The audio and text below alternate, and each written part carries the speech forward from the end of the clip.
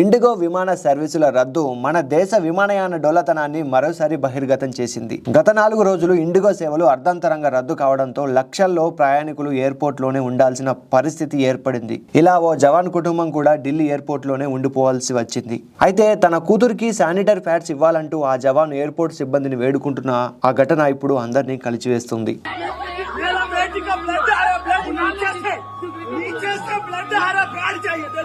Periods కారణంగా నా కూతురికి రక్తస్రావం అవుతుందని దయచేసి ఒక శానిటరీ ప్యాడ్ ఇవ్వండి అంటూ వేడుకున్నాడు ఆ జవాన్. 1కి 10 సార్లు శానిటరీ ప్యాడ్స్ ఇవ్వండి అని వేడుకున్నాడు, అరిచాడు, ఆవేదన చెందాడు. కానీ ఎయిర్పోర్ట్ సిబ్బంది మాత్రం తమ దగ్గర లేవని సమాధానం చెప్పారు. అంత పెద్ద ఇంటర్నేషనల్ ఎయిర్పోర్ట్ లో ఓ సాధారణ శానిటరీ ప్యాడ్స్ కూడా దొరకలేదు. ఓ జవాన్ తన కూతురి కోసం ఇలా వేడుకోవాల్సిన పరిస్థితి వచ్చిందంటే దానికి కారణం ఎవరు?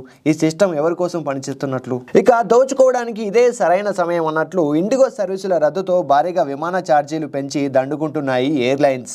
హైదరాబాద్ ఢిల్లీ విమాన టికెట్ ధర 89,000, ఢిల్లీ ముంబై విమాన టికెట్ ధర 40,000. ఇండిగో ఎయిర్లైన్స్ పై చర్యలు తీసుకోవడమే కాదు, ఇలాంటి పరిస్థితికి కారణమైన ఆ ఎయిర్లైన్స్ ని రద్దు చేయాలన్న డిమాండ్ వినిపిస్తోంది. మరి మీరేమంటారు? మీ అభిప్రాయాన్ని ఖచ్చితంగా కమెంట్ చేయండి. ఈ ఇన్ఫో నచ్చితే ఒక్క లైక్ కొట్టండి. ఇలాంటి ఇంట్రెస్టింగ్ స్టోరీస్ కోసం మా ఛానల్ని సబ్స్క్రైబ్ చేయండి.